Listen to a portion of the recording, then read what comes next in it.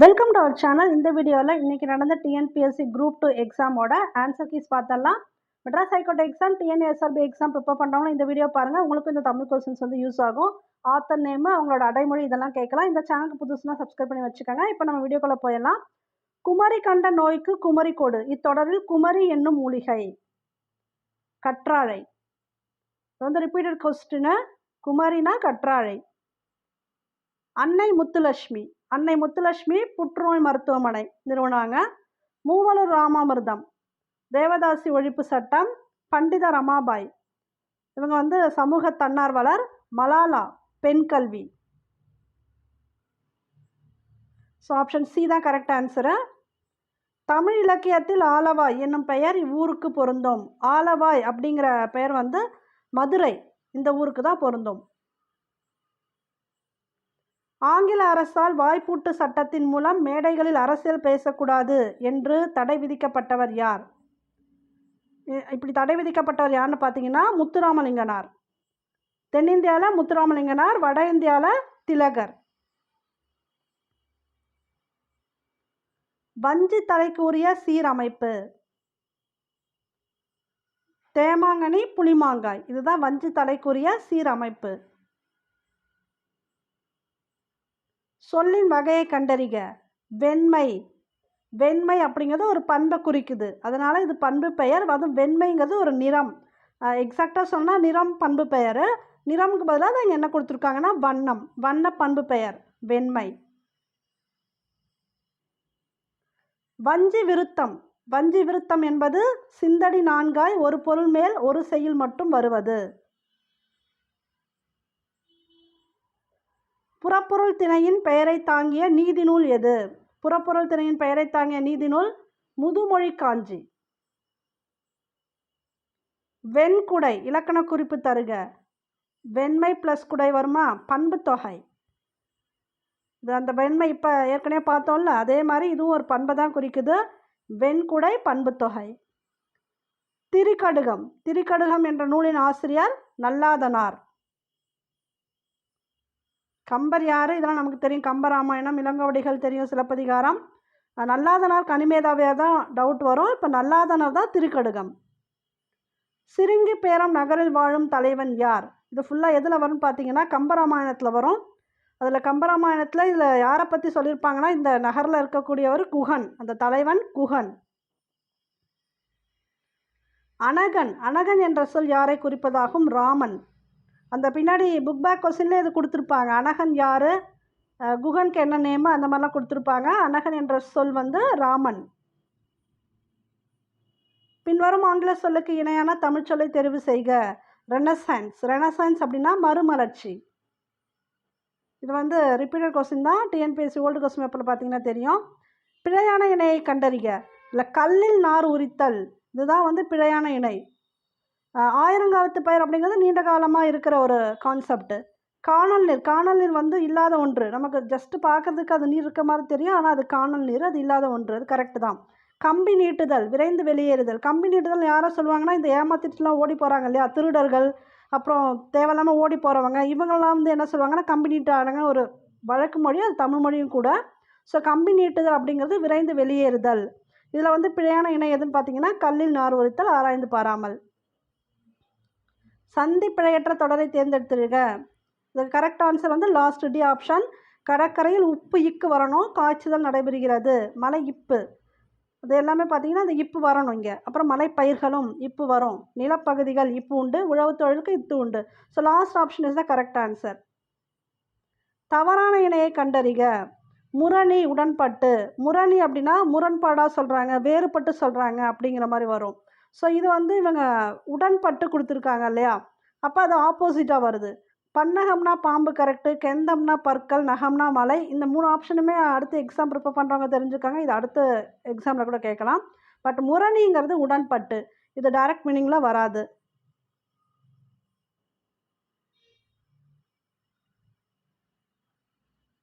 இன்று நாம் உணர்கின்றோம் தம்பி, எத்தனை இன்னலுக்கிடையிலே தள்ளப்பட்டிருப்பனும் இந்த பொங்கற் புதுநாளில் மட்டும் நமக்கு ஒரு மகிழ்வு என்று உரையாற்றியவர் பேரறிஞர் அண்ணா.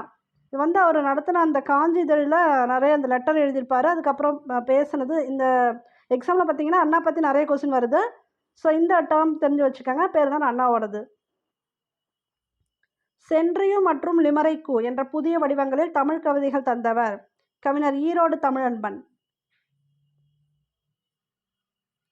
பாவலர் மணி என்னும் பட்டம் பெற்ற கவிஞர் கவிஞரேறு, பாவலர் மணி இதெல்லாம் யாரோடதுன்னா கவிஞர் வாணிதாசனோடது. ஸோ இந்த அடைமொழி எல்லாமே மெட்ராஸ் ஹைகோர்ட் எக்ஸாம் படிக்கிறவங்க தெரிஞ்சு வச்சுக்கோங்க. பாவலர் மணி, கவிஞரேறு எல்லாமே கவிஞர் வாணிதாசன். வழக்குனராக பணியாற்றிய தமிழ் கவிஞர் ந. பிச்சமூர்த்தி. ஸோ காந்திய கவிஞர் நாமக்கல் கவிஞர். இந்த ஒரு ஆன்சர் தெரிஞ்சுட்டா கூட, ஏதாவது ஒரு ஆன்சர் தெரிஞ்சாலே இதில் குழப்பம் இல்லாமல் மேட்ச் கொடுத்துருக்காங்க. இதுக்குரிய ஆன்சர் பார்த்தீங்கன்னா ஏ. ஓமை கவிஞர் சுரதா. மக்கள் கவிஞர் பட்டுக்கோட்டை கல்யாண சுந்தரம். போன குரூப் 4 எக்ஸாமில் கேட்டிருந்தாங்க. கவிஞரேறு வாணிதாசன். பாவலர் மணி, கவிஞரேறு எல்லாமே வாணிதாசனுக்குரியது. பிசிராந்தையார் எனும் நாடக நூலுக்காக சாகித்ய அகாதமி விருது பெற்றவர். இது வந்து மோஸ்ட் ரிப்பீட்டட் கொஸ்டின். பிசிராந்தையார் நாடக நூலுக்கு யார் கொடுத்தாங்கன்னா பாவேந்தர் பாரதிதாசன். இவங்க சும்மா கவிஞர் வாணிதாசன், முடியரசன் அது ஃபில் பண்ணுறதுக்காக கொடுத்துருக்காங்க. பாவேந்தர் பாரதிதாசன் தான் நாடக நூல். உணவு, உடை அடிப்படை தேவை. அந்த தேவையை பூர்த்தி செய்தானதும் முதல் இடம் புத்தகசாலைக்கு தரப்பட வேண்டும். ஸ்கூல் புக்கில் பார்த்தீங்கன்னா புத்தகசாலைங்கிற டாப்பிக்கில் அறிஞர் அண்ணா இதை கூறியிருப்பார். ஃபஸ்ட்டு வந்து புத்தகசாலைக்கு இடம் தரணும் அப்படின்னு கொடுத்துருப்பாரு. அறிஞர் அண்ணாவோட கூற்று தான் இது. மாணாக்கர்களே உங்களுக்கு சீருடை இல்லையோ, என்ன வகை வினா என்பதை கண்டறிக. சீருடை கொடுக்கறதுக்காக தான் கேட்குறாங்க. அதனால் இது வந்து கொடை வினா. ஓகேங்களா?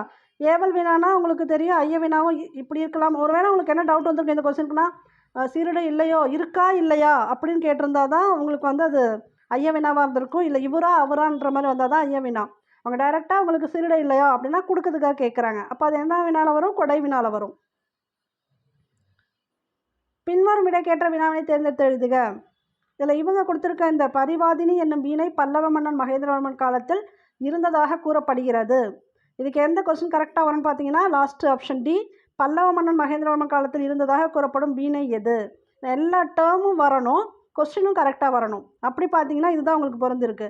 பி கூட நிறைய பேர் யோசிப்பீங்க, பரிவாதினி என்னும் வீணை பல்லவ மன்னன் மகேந்திரவர்மன் காலத்தில் இருந்ததா அப்படின்னா அவங்க கூறப்படுகிறதுன்னு கொடுத்துருக்காங்க. அப்போ கூறப்படுகிறதுங்கிற வேர்டு அங்கே மிஸ் ஆகுது. அப்போ இதுதான் உங்களுக்கு கரெக்ட் ஆன்சர்.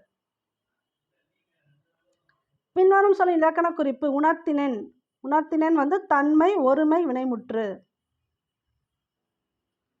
தமிழ்த்தாய் நெருப்பினாலும் வெள்ளத்தினாலும் பாதிக்கப்பட்டாலும் அவளது ஆபரணங்கள் தொலைவில் உள்ள நகரமான பாரிஸில் மிகவும் பாதுகாக்கப்பட்டு பராமரிக்கப்படுகின்றன என்று யார் குறிப்பு எழுதியிருப்பார்னு பார்த்தீங்கன்னா ஆனந்தரங்கர் நாட்குறிப்பு குறித்து உவே சாமிநாதர் கூறினார். ஜெயகாந்தன் இயற்றாத சிறுகதை அறம். இதில் குருபீடம், யுகசந்தி, புதிய வார்ப்புகள் எல்லாமே இவரோட தான், ஜெயகாந்தனோட தான். அறம் வந்து அவர் இயற்றாத சிறுகதை. ஆண்மையின் கூர்மை என திருவள்ளுவர் எதனை கூறுகிறார்?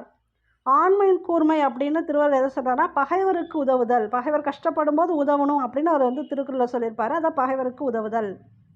வீரம் வந்து ஆண்மைக்குரியதுன்னு சொல்லியிருப்பாங்க. அது இல்லாமல் பகைவருக்கு உதவுதலும் இருக்கணும் அப்படின்னு சொல்லியிருக்காங்க. கூர்மை அப்படிங்கிற டேர்முக்கு அது கொடுத்துருப்பாங்க.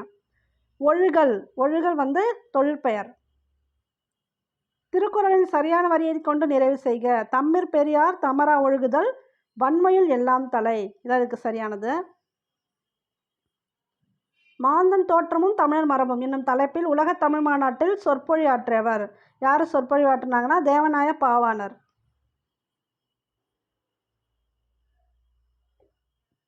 சோழ நாட்டை ஊட்டி வளர்ப்பது காவிரி ஆறு. அந்நதியின் பெருமையாலேயே சோழவள நாடு சோறுடைத்து என்று கவிகள் புகழ்வாயினர் என்று உரை நிகழ்த்தியவர் ராபி சேதுப்பிள்ளை. கூற்று 1 சங்க இலக்கியத்தின் மொத்த அடிகள் 26,350.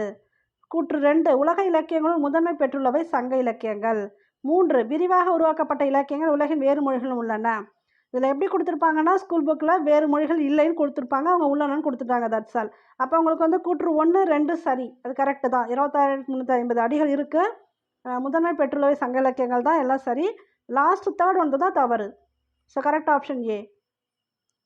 மேடை பேச்சு எத்தனை நடைகளை கொண்டமைவதாக கூறப்படுகிறது? 3 வகை. தமிழ் சிறுகதையில் மணிக்கொடி காலம் எந்த தலைமுறையை சார்ந்தது? 2ஆம் தலைமுறை. கரகாட்டத்தின் துணை ஆட்டமாக ஆடப்படும் ஆட்டம் எது? இது ஸ்கூல் புக்லேயே பார்த்தீங்கன்னா இந்த பேராலே கொடுத்துருப்பாங்க.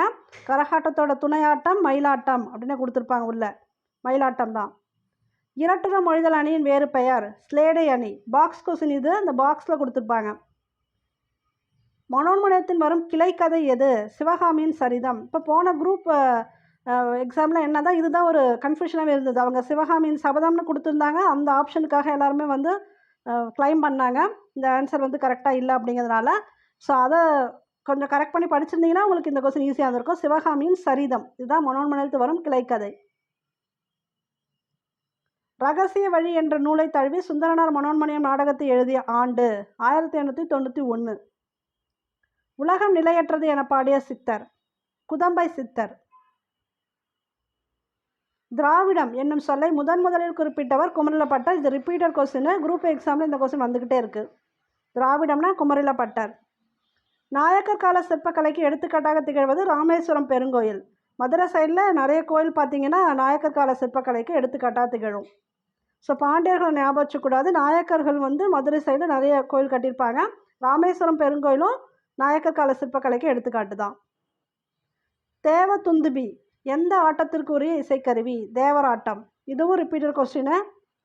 புனலிடை மூழ்கி பொழிடை உலவி பொன்னின் இழையும் துகிலும் பூண்டு கனிமொழி பேசி நீ கழித்திருக்கும் காட்சியினை கண்டு மகிழ்வு பெறும் நிலையிலே இருந்தேன் என்று தம்பிக்கு கடிதம் எழுத பேனர் அண்ணா தான். சொன்ன மாதிரி பேனர் அண்ணா பற்றிய கொஸ்டின் நிறைய வந்திருக்கு இந்த எக்ஸாமில். அழகிய குளிர்ந்த கடம்பவனத்தை விட்டு இறைவன் நீங்கினான். எவ்வகை வாக்கியம்? இறைவன் நீங்கினான், நீக்கினான், நீக்கப்பட்ட அப்படி எதுவுமே அவங்க கொடுக்கல. ஜென்ரல் ஒரு டேர்மாக கொடுத்துட்டாங்க. இறைவன் நீங்கினான் தன்வினை. எவ்வகை வாக்கியம் என கண்டறிக? நான் திடலில் ஓடினேன். இது வந்து தன்வினை. ஆனால் இந்த சென்டென்ஸ் பார்த்தீங்கன்னா அப்படி டைரெக்டாக கொடுக்க முடியுமாங்கிற ஒரு டவுட்டில் வந்துருச்சு. பட் தன்வினை தான் இங்கே வரணும்.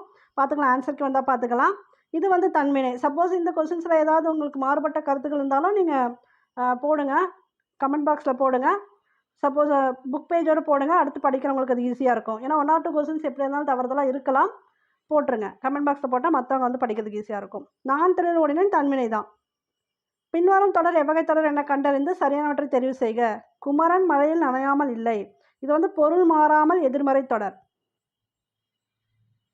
கீழ்கண்டவற்றில் திருவிக்கா எழுதாத நூல்.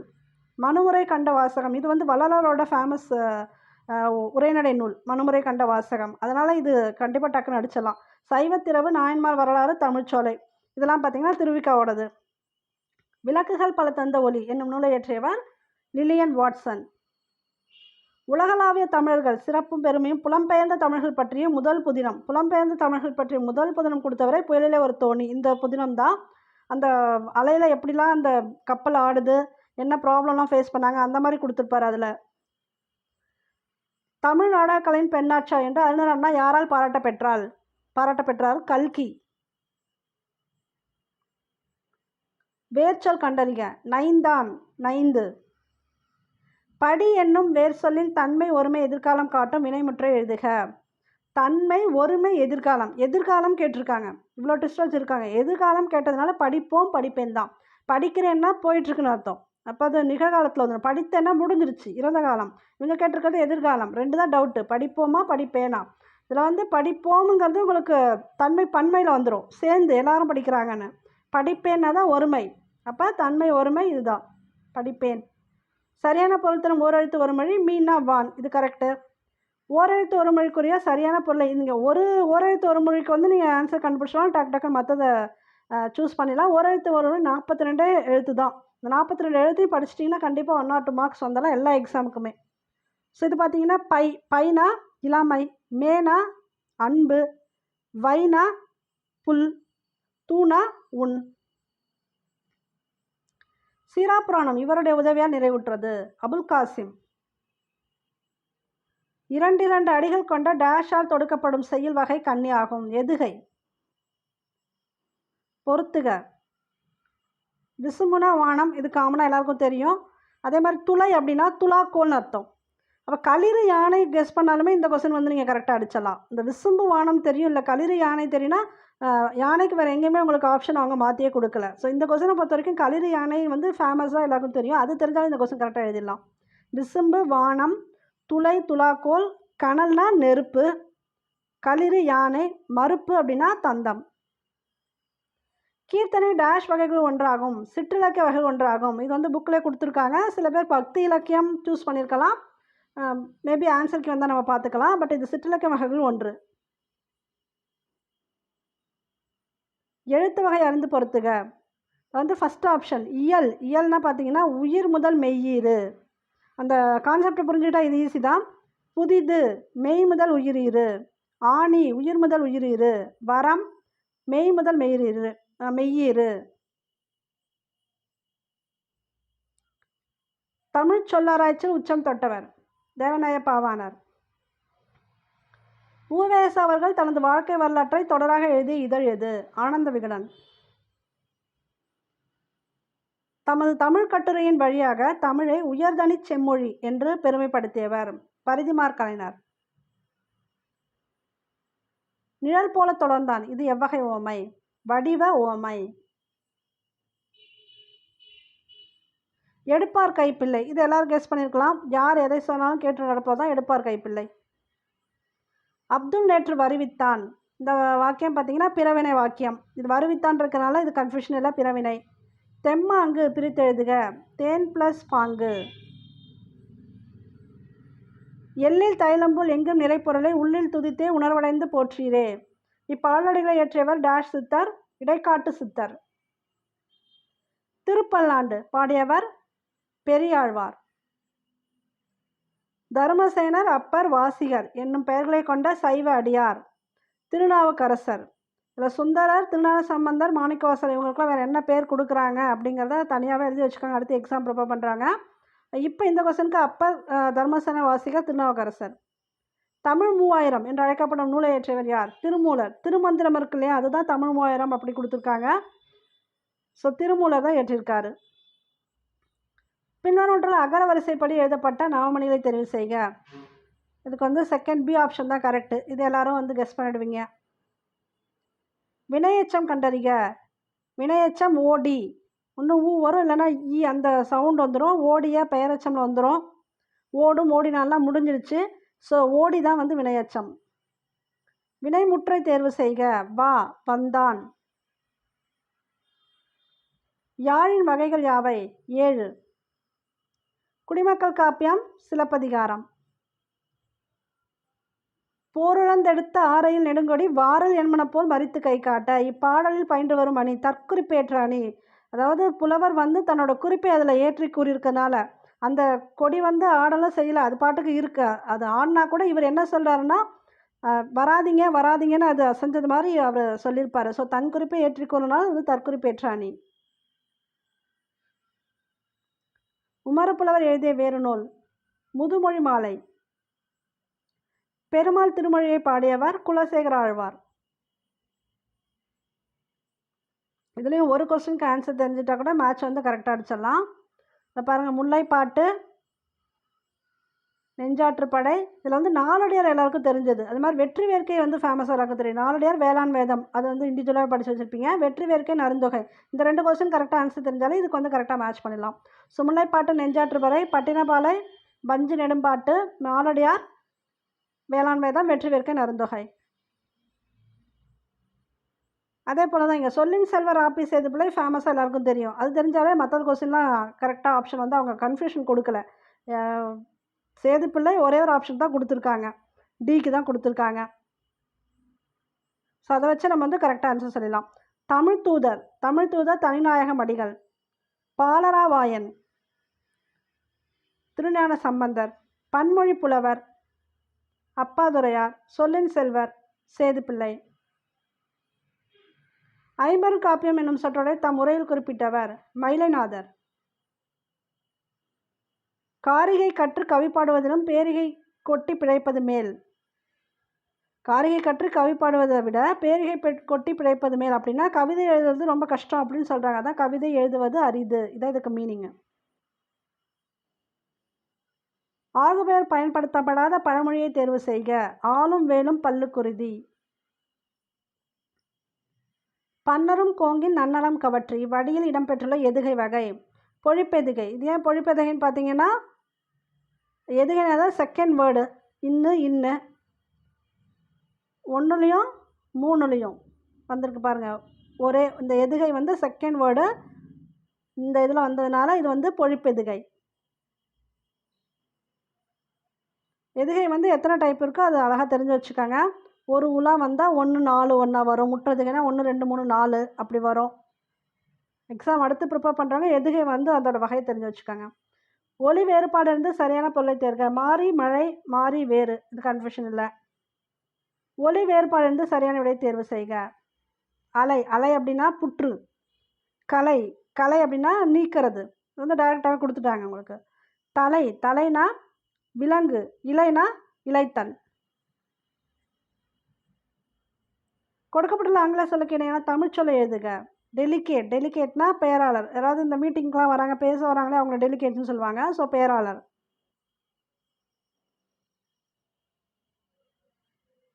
முறையான தொடர் அமைப்பினை குறிப்பிடுக. தமிழர்களின் தொன்மையான வீர விளையாட்டு ஏறு தழுவுதல். இது அப்படியே ஸ்கூலில் இருக்க புக்கில் இருக்கக்கூடிய புக் பேக் கொஸ்டின். இது நிறைய எக்ஸாமில் இதே சென்டென்ஸ் கொடுத்துருக்காங்க. ஆப்ஷன் கூட அதே தான் வரும். சொற்களை ஒழுங்குபடுத்தி சரியான குரல் வடிவம் உள்ள தொடரை கண்டெழுதுக. இதுக்கு பார்த்தீங்கன்னா கடைசியாக கனை கொடிது யாழ்கோடு செவ்விது ஆங்கு அன்ன வினைப்படு பாலால் குழல், இதுதான் கரெக்டு. அகர வரிசைப்படுத்தி எழுதிவிட்டு தேர்க. இதுவும் எல்லாம் எழுதிருப்பீங்க. தாத்தா வரிசையில் இருக்குது கரெக்டாக. கும்பகர்ணனை எழுப்பும் காட்சியை கண்முன் நிறுத்தும் சந்தம். உலக்கையால் மாறி மாறி இடிக்கும் ஒத்த ஓசை. பின்வரும் பாடல் எந்த படிம வகையை சார்ந்தது என்பதை கண்டறிந்து சரியானவற்றை எடுத்து எழுதுக. யானைத்தன் வாய் நிறை கொண்ட வலித்தேம்பு தடக்கை குன்றுபுகு பாம்பின் தோன்றும் மெய்ப்படிமம். கலித்தொகையில் முல்லை திணைக்குரிய பாடல்களை ஏற்றியவரை தெரிவு செய்க. சோழன், நல்லுருத்திரன். சிதவல், இந்த சொல்லோட பொருள் பார்த்தீங்கன்னா தலைப்பாகை. கொடுக்கப்பட்டுள்ள வேறு சொல்லின் வினையால் அணையும் பெயரை கண்டு எழுதுக. அரைக்கு அரைந்தவர், அரைந்தவர் தான் வந்து பார்த்தீங்கன்னா வினையான பெயர். அரைதெல்லாம் தொழிற்பெயரில் வந்துடும். அரைந்த பெயரச்சத்தில் வந்துடும். அரைந்தவர் தான் வினையாளனின் பெயர். இவற்றில் எது தவறான இணை எதிர்ச்சொல்? இரவு பகல் தன்மை வெம்மை விருப்பு வெறுப்பெல்லாம் கரெக்டாக. அகலாது போகாது, இதுதான் வந்து தவறானது.